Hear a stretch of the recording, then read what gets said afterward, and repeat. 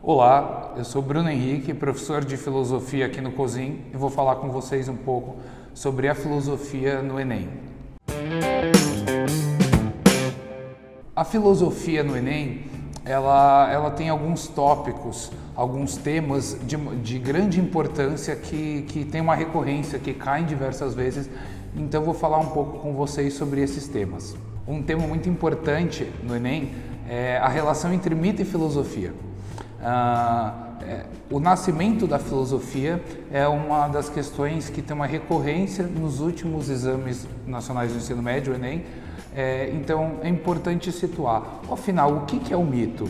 O mito é uma narrativa baseada numa tradição oral que passa-se de pai para filho, de geração em geração, onde a explicação sobre o mundo, sobre as coisas, vem de uma tradição, ora religiosa, ora fictícia.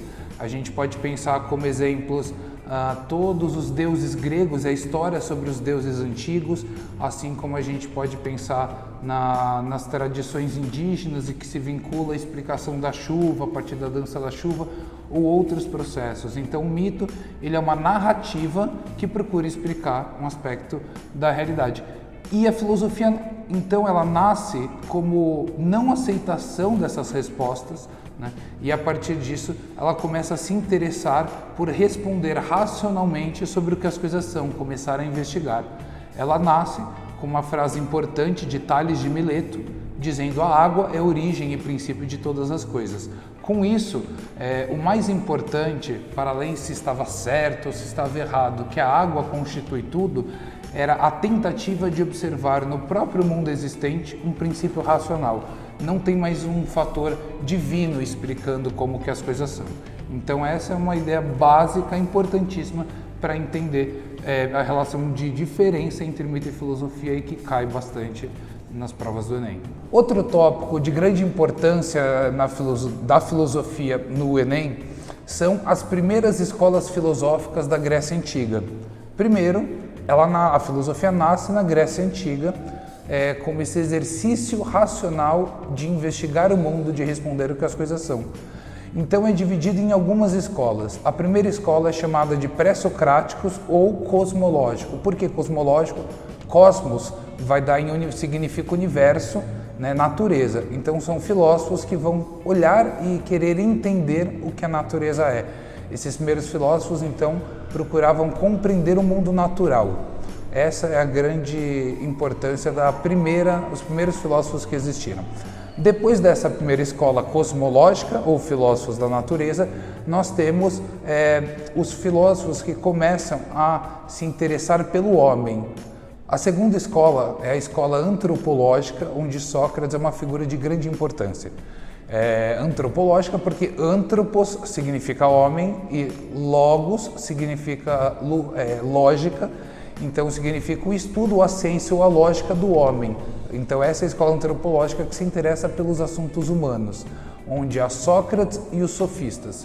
Sofistas eram homens que procuravam vender o seu conhecimento na época antiga, em oposição a Sócrates, que para qualquer pessoa procurava dizer o que ele pensava, refletir com as pessoas sem cobrar por nenhum ensinamento. Os sofistas também não acreditavam em verdades, ou seja, para eles o que era importante era argumentar, seja favorável, seja contrariamente. Para os sofistas, então, a persuasão é que importa. Sócrates não aceitava que tudo se tratasse de convencimento. Para Sócrates era muito importante a noção de verdade. Tanto Sócrates de um lado, quanto os sofistas do outro lado, se interessavam por assuntos humanos, propriamente dito. E a terceira escola, a escola sistemática, com dois filósofos de grande importância, Platão e Aristóteles. Platão e Aristóteles foram dois filósofos que sistematizaram todo tipo de conhecimento. Num panorama muito breve sobre Platão, Platão desenvolvia a concepção de que tudo que existe é feito a partir de dois mundos, um mundo sensível e um mundo inteligível. O mundo sensível seria o mundo das nossas impressões sensoriais, do nosso corpo, do que a gente vê, desse mundo físico do nosso corpo e das coisas físicas que o nosso corpo vê. Isso seria o mundo sensível. em oposição ao mundo inteligível, que é o mundo das ideias. Se de um lado Platão defendia que há dois mundos, o sensível e o inteligível, o mundo físico de um lado, que é o mundo dos enganos, das nossas impressões, da nossa aparência, onde muitas vezes nos enganamos, do outro lado, no mundo inteligível, é o mundo do raciocínio, do intelecto, das ideias. Então, para ele, nós temos um corpo e uma alma. É o que chama-se de dualismo. Essa concepção é muito importante porque toda filosofia perpassa ou o monismo ou o dualismo. Ora, o que seria isso? Dualismo significa que nós somos compostos de duas partes. O meu corpo, para Platão, o nosso corpo perece, nós morremos, só que a nossa alma continua existindo. Isso vai ter uma influência, inclusive, em toda a tradição cristã e na filosofia medieval, baseada na filosofia antiga e na leitura da Bíblia, do Velho e do Novo Testamento. Voltando para Platão, então a concepção é que havia um dualismo, ou seja, nós somos corpo e mente. Há outras filosofias que falam e defendem o monismo, que nós somos apenas uma única coisa e que corpo e alma estão juntas, ou são aspectos de uma mesma coisa, mas isso vai ocorrer sobretudo a partir de outras filosofias que não a de Platão. Sobre Aristóteles. Aristóteles foi discípulo de Platão, durante muito tempo com ele teve seus ensinamentos, até que depois de um certo tempo ele se afasta e vai desenvolver uma filosofia própria. Aristóteles é considerado o pai da biologia porque ele foi um dos primeiros a catalogar as espécies, animais, vegetais, e a partir disso criar um critério de seleção, de organização e para definir o que as coisas são. Então, nesse sentido, a experimentação era muito importante para Aristóteles e ele desenvolveu algumas concepções. Entre a mais importante está o silogismo. O silogismo seria uma regra do pensamento onde eu posso descobrir uma coerência. Se eu tenho duas afirmações e se essas duas afirmações forem verdadeiras, eu posso tirar uma conclusão. Se essas duas afirmações, a afirmação 1 e a afirmação 2, forem verdadeiras, a conclusão necessariamente terá que ser verdadeira. Ou seja, Aristóteles cria regras para o pensamento ser válido. Agora vamos falar do filósofo que mais cai no Enem, René Descartes. René Descartes foi um filósofo francês que desenvolve toda uma reflexão importante sobre como nós garantimos que nós conhecemos as coisas e como nós podemos afirmar que nós próprios existimos. Para ele, se eu vou dizer que algo existe, que eu estou vendo algo, eu estou apelando para o quê? Para os sentidos do corpo, a visão, olfato, tato, paladar ou audição. Só que se um desses sentidos me enganou uma vez, ele pode me enganar outra vez. Esse é o raciocínio de René Descartes. Então, filosoficamente, os sentidos não são seguros ou confiáveis o suficiente para definir a existência de algo. E como que ele faz isso? Pelo pensamento. Ele diz que ao pensarmos, nós existimos, porque não é possível pensar e não existir ao mesmo tempo. Chegando na famosa frase, penso, logo existo. Ou seja, para ele nós só descobrimos a verdade através do raciocínio, através do intelecto, através das ideias. Pedra fundamental da filosofia cartesiana é justamente que é só através do eu penso, ou cogito, como se costuma chamar, através do cogito, que é eu penso, é que eu posso chegar em verdades. Outro filósofo muito importante que cai no Enem é Immanuel Kant, um filósofo da época moderna, onde ele vai questionar os dados da nossa experiência. Ora, o que seriam os dados na experiência? Tudo que eu vejo, tudo que eu percebo, tudo que eu sinto. E para Immanuel Kant, tudo que nós vemos são fenômenos. Fenômeno significa aquilo que aparece para mim.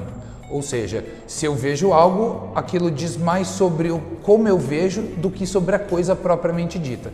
Kant é radical em um ponto. Ele diz que nós não conhecemos as coisas, nós conhecemos apenas os fenômenos, ou seja, o como, não só o que, mas como aquilo me aparece. Então, se eu vejo, por exemplo, uma cadeira, como a cadeira aparece para mim é o fenômeno dela. E ele diz, nós não compreendemos as coisas, que tem um nome na filosofia de Immanuel Kant, que é númeno. O númeno que é o que a coisa é em si mesma. Essa ideia de o que ela é em si mesma é incompreensível. Para Immanuel Kant, só conhecemos os fenômenos. Para Kant, se eu não conheço o que as coisas são, eu posso conhecer ao menos como eu percebo.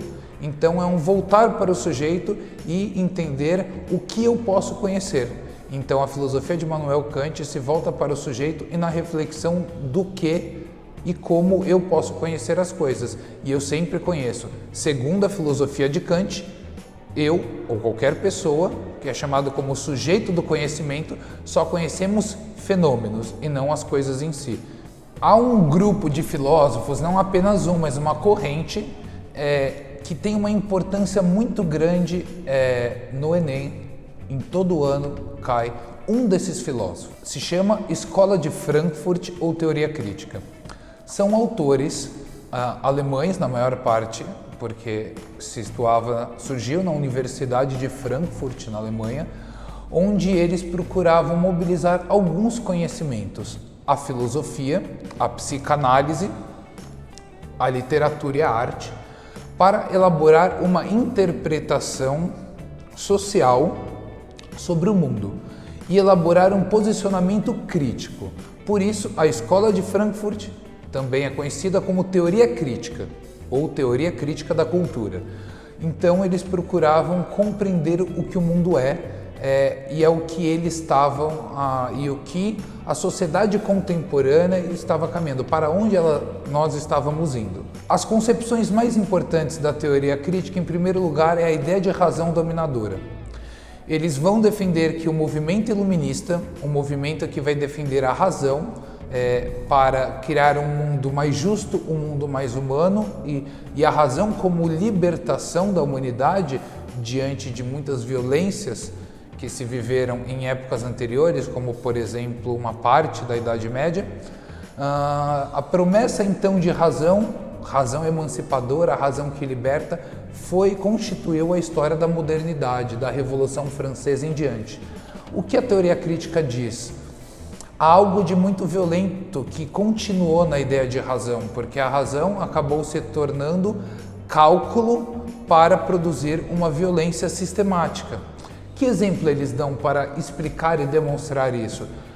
As câmeras de gás de Auschwitz no nazifascismo, ou seja, no nazismo havia o uso da razão para calcular como que você consegue matar de maneira mais eficaz pessoas, transformando em números, em estatísticas. Essa é uma leitura, é recorrente a crítica que eles fazem à violência e a crítica que eles fazem ao que foi o nazismo, sobretudo por serem alemães e na maior parte judeus. E essa leitura, essa interpretação do mundo como utilização da razão, como dominação ou uma razão dominadora, é tematizado, é abordado por eles para buscar uma razão que fosse emancipatória. Outra abordagem muito importante da teoria crítica, a Escola de Frankfurt, é na compreensão e na abordagem crítica de como que os meios de comunicação de massa eles têm um efeito de alienação das pessoas. Em que sentido? Na medida em que a imprensa, depois a TV, a rádio, eles produzem um efeito embrutecedor na medida em que substitui a arte pela cultura, substitui a reflexão que a arte convida pelo entretenimento da cultura, cada vez mais padronizada, cada vez produzindo uma situação onde o espectador de um filme ou uma pessoa que ouve uma música não tenha mais uma participação ativa, né, e receba passivamente. E isso traz consequências na formação biológica, psíquica, sobretudo psíquica, psicológica da pessoa. E como que isso é uma indústria.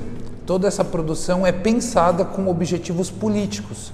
E objetivos políticos, em primeiro lugar, financeiro, de lucrar muito com isso, e interesses políticos, no sentido de ser mais interessante uma população que seja acrítica, mas que consuma muito. Então, essa é uma abordagem crítica importantíssima desse grupo da Escola de Frankfurt. Dentre os filósofos da teoria crítica, que fizeram parte da Escola de Frankfurt, os mais importantes ou conhecidos da primeira geração, Max Horkheimer, Theodor Adorno, Herbert Marcuse, Walter Benjamin. Esses 4 foram muito importantes e consolidaram a primeira geração. Também vale destacar Erich Fromm, que participou no final da primeira geração para a segunda geração, e é um instituto que existe até hoje, mas estes autores, estes filósofos consolidaram essa tradição de uma teoria crítica da sociedade e da cultura. E eles tiveram influências de alguns filósofos importantes. Esses filósofos foram Kant, Immanuel Kant, Friedrich Hegel na filosofia, também tiveram muita influência da literatura francesa. E uma sugestão importante que eu falo para todos os meus alunos e para você que está assistindo agora. Muitas vezes o aluno, o estudante, vai tentar fazer a prova e sente que não tem tempo, porque ele gasta muito tempo em certas coisas e pouco em outras. E me parece que falta ele selecionar melhor onde emprega o tempo, onde ele tem que empregar mais tempo e onde ele tem que ser mais breve. A minha sugestão é, existe um enunciado. Esse enunciado no Enem são citações de textos, trechos que você tem que ler para interpretar, na maior parte das vezes. Eu aconselho que você gaste mais tempo em interpretar aquele texto. Porque na medida em que você entendeu aquele texto, você vai para as alternativas. E você vai para a eliminatória, as alternativas que não fazem sentido, que elas estão totalmente equivocadas em relação ao texto que você interpretou. E aí vocês vão ver que de 5 alternativas, 2, 3 vão sair com facilidade. Vai sobrar 2. Uma estará correta e a outra estará próxima, estará muito parecida, mas tem alguma coisa errada, ela estará parcialmente correta. Tomem cuidado com isso. Se você usar muito tempo nas alternativas e pouco no texto, há a possibilidade de que você não tenha entendido tão bem o texto e a possibilidade de você errar é bem maior. Então a sugestão que eu faço é muita calma no Enem, estude bastante antes, mas no momento da prova, vocês leiam o enunciado, leiam o texto que está sendo solicitado para que seja interpretado, que isso ajudará e facilitará e agilizará, inclusive, a resposta na escolha das alternativas. Espero que eu tenha contribuído, uma boa sorte e uma ótima prova.